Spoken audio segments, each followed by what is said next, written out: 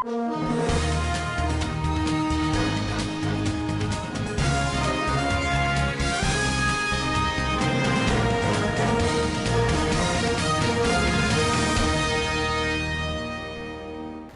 government moves to attract Nigerian health workers abroad. First batch of Nigerian pilgrims expected back home soon. Bank of America expresses delight over President Bola Ahmed Tinubu's government direction so far. On business news, Naira crash slowing assets management growth. On international scene, Egypt and Turkey appoint ambassadors first time in 10 years. On sport update, Nigeria Football Federation president says Nigerian football needs more young, ethically upright referees. Hello and welcome to Svtv Voice Television Newsroom. I'm Muhammad. The federal government says it is making efforts to ensure that health workers who have left the country to seek greener pastures abroad return to contribute to the development of the health sector. The Special Advisor to the President on Health, Dr. Salma Anas Ibrahim, made this known on Tuesday at the Joint World Health Organization Stakeholders Feedback Workshop on the evaluation of the third World Health Organization Nigeria Country Development, Nigeria Country Cooperation Strategy 2018 to 2022, and development of the fourth World Health Organization Nigeria Cooperation Strategy 2023 to 2027. Dr. Salma said the attainment of health for all programs through an efficient and effective universal health coverage system using the continuum of care model where no one is left behind as contained in the Sustainable Development Goals is the main aim of the present administration led by President Bola Tinubu. According to her, President Tinubu's health sector agenda tagged healthcare, a matter of right and urgency, of the APC's renewed hope mantra has an action plan for a better Nigeria. She said the healthcare reforms policy agenda will align with the existing national health plan to improve the health fortunes of Nigerians through investments in governance and leadership, health financing, human resources, among others. The chairman, Kano Pension Fund's trustee, Alhaji Habu Muhammad Fage, says he would operate an open-door policy to all and sundry for accelerated development. Alhaji Habu Fage made the assertion on Wednesday while receiving development officers in charge of Fage local government area, led by Hajia Amina Ahmed, who called on him in his office. The chairman, who expressed delight for the visit, enjoined them to continue to rally around the present administration for maximum benefit. Earlier in her response, Hajia Amina Ahmed said they were at the chairman's office to register their appreciation for the right choice by the Governor Abba Kabir Yusuf to appoint seasoned administrators, technocrats to man the affairs of the pension fund trustees. Hajia Amina, however, expressed optimism that with Alhaji Habu Fage on the driver's seat, the pension fund trustees will be a role model. The first flight of Nigerian pilgrims who performed this year's Hajj in the Kingdom of Saudi Arabia are expected back home soon. The first flight carrying 425 pilgrims from Sokoto State departed the King Abdulaziz International Airport, Jeddah, at about 2 o'clock Saudi Arabia time Tuesday afternoon. The flight is expected to touch down at the Sultan Abubakar International Airport, Sokoto. According to Engineer Goni Sanda, head of Aviation Committee of the National Hajj Commission of Nigeria, the return home journey would be strictly on the initial sequence of pilgrims' journey to the Holy Land, to be fair in discharging the duty, saying every pilgrim and official is expected to spend a minimum of 40 to 43 days in the Holy Land before he or she would be airlifted back to Nigeria. The tradition of first come, first return would be observed as a principle and in line with the Saudi guidelines for fairness and equity. While appealing to pilgrims and other operators to conduct their homebound journeys orderly, he, however, revealed that Saudi Arabian authorities have a policy in place that do not allow air carriers to operate maximally during the first 2 weeks return flight operations due to traffic congestion and the large number of aircraft involved in the evacuation of pilgrims from the Holy Land to different continents and countries of the world. Meanwhile, the leadership of the Nahakan has resolved to ensure that pilgrims abide fully by its luggage policy during their return journey to Nigeria. The Commissioner of Operations of the Commission, Alhaji Abdullahi Magaji Hardawa, stated this at the post-Arafah meeting, stressing that the experience of last year in which many pilgrims and officials breached the rule would not be tolerated this time. He said the Commission had evolved a three-window approach to luggage handling: the hand luggage of 8 kilograms, the 32 kilograms luggage, and the excess luggage, adding that all were efforts to ease pilgrims' movement and easy luggage handling at the airport.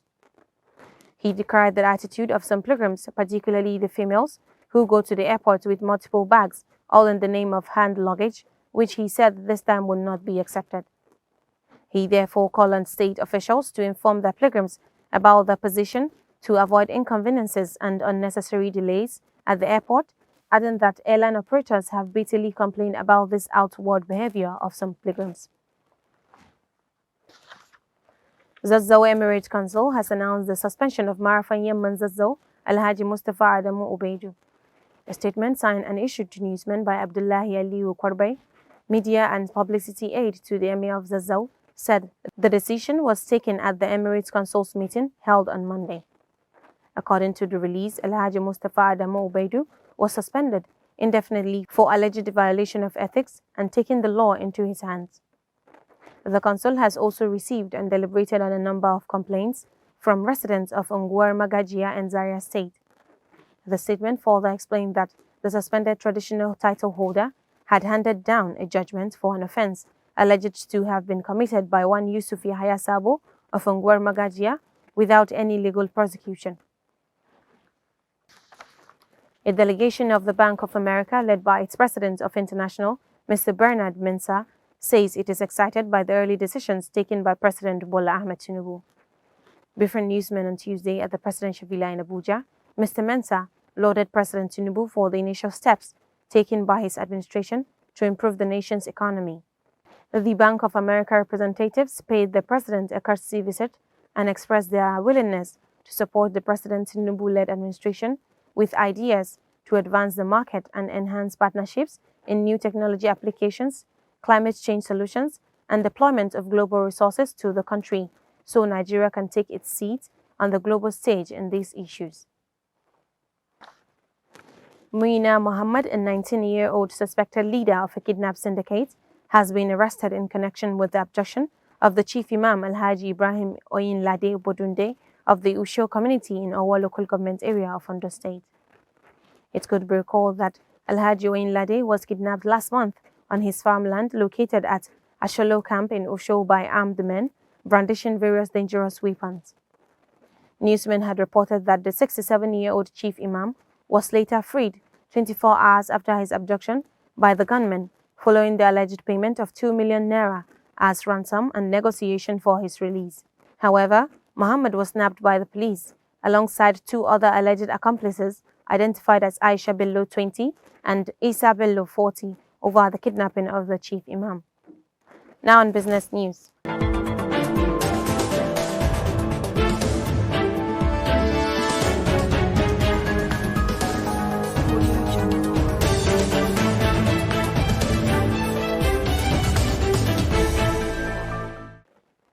Nigeria has emerged as the third largest investment management zone in sub-Saharan Africa after South Africa and Morocco, with an estimated 3.5 trillion naira of assets under management as of the end of 2022. According to a report by Augusto and Co., the growth represents a 25% increase when compared to figures recorded during the preceding year.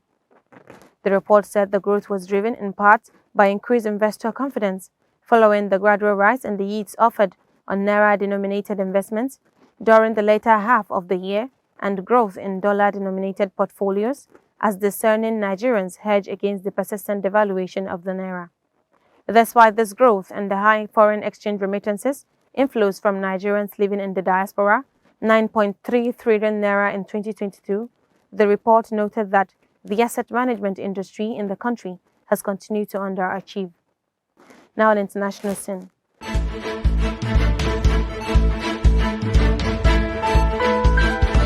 Audio Jungle.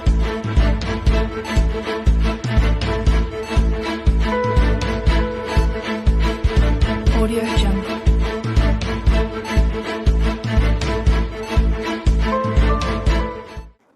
Egypt and Turkey announced on Tuesday that they had appointed ambassadors to each other's countries for the first time in a decade, the latest sign of a warning of diplomatic relations. The foreign ministers in Cairo and Ankara reported improved diplomatic relations between the two countries at ambassadorial level, adding that the Egyptian ambassador El Hamami had been appointed in Ankara and the Turkish Salih Mutlusen in Cairo. These measures reflect the mutual desire to develop bilateral relations. These appointments mark a rapprochement between the Egyptian President Abdel Fattah al-Sisi and his Turkish counterpart Recep Tayyip Erdogan. Relations were severed 10 years ago when Mr. Sisi, then Egypt's defense minister, overthrew his Islamist predecessor Mohammed Morsi, a Turkish ally and member of the Muslim Brotherhood movement. Now on sport update.